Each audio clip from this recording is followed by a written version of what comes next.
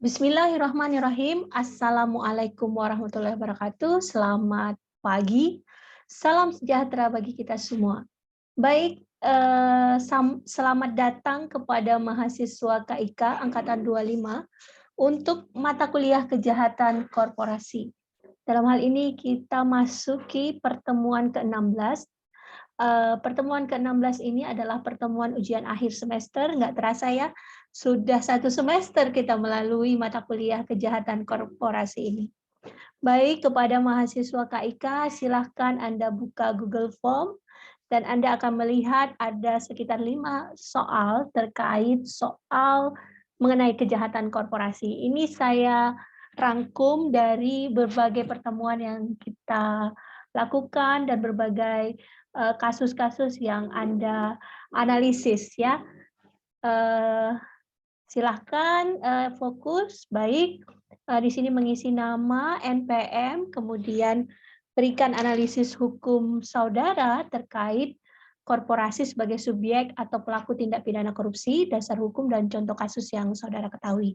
Jadi Anda harus menganalisis apa sih kategori korporasi sebagai subjek pidana atau pelaku tindak pidana korupsi, dasar hukumnya apa, dan contoh kasus yang saudara ketahui. Anda bisa cek Undang-Undang Tindak Pidana Korupsi, dan Anda bisa melihat unsur-unsur apa saja yang dapat dikategorikan korporasi ini sebagai pelaku tindak pidana korupsi dalam hal ini.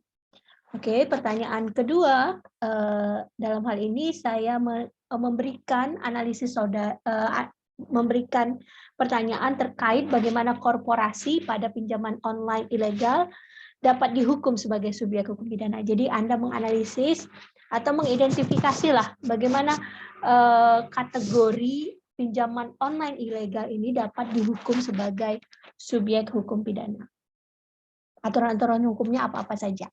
Silakan Anda analisis di Google Form ini. Kemudian di kasus ketiga, dalam hal ini saya mengambil kasus yang telah kita diskusikan, yakni kelompok 10 waktu itu, bagaimana kasus PT GSG sengaja menyampaikan SPT masa pajak pertambahan nilai atau PPN yang menggunakan faktur pajak TBTS tidak berdasarkan transaksi sebenarnya. Kemudian diajukan restitusi PPPN-nya.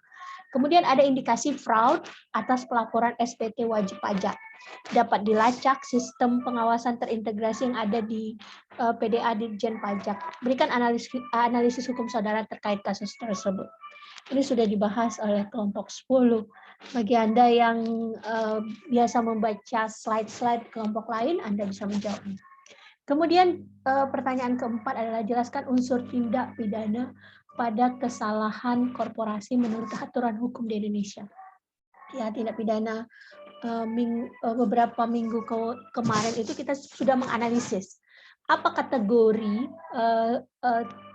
yang dikategorikan korporasi ini melakukan kesalahan atau melakukan kejahatan atau melakukan tindak pidana dalam hal ini menurut aturan hukum di Indonesia.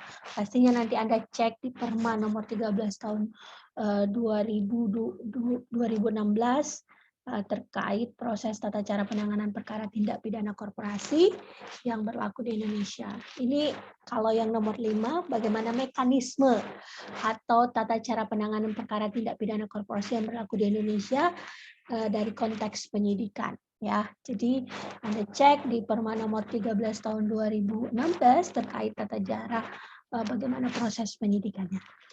Terima kasih kepada mahasiswa KIK. Silahkan menjawab pertanyaan-pertanyaan ini di Google Form. Saya beri waktu sekitar 100 menit. Ya, memang agak panjang karena saya tahu Anda pastinya perlu menganalisis lebih banyak dan sesuai jam mata kuliah kita. Oke. Baik, saya stop share screen dulu sehingga saya berharap Anda sudah bisa menganalisis dari 5 soal yang sudah saya sharekan tadi. Sampai ketemu lagi ya pada hasil ujian Anda, di mana proses penilaian ini akan dilakukan setelah Anda melakukan ujian akhir semester oleh para dosen. Baik, saya sudahi dengan wabillahi taufiq wal hidayah. Assalamualaikum warahmatullahi wabarakatuh.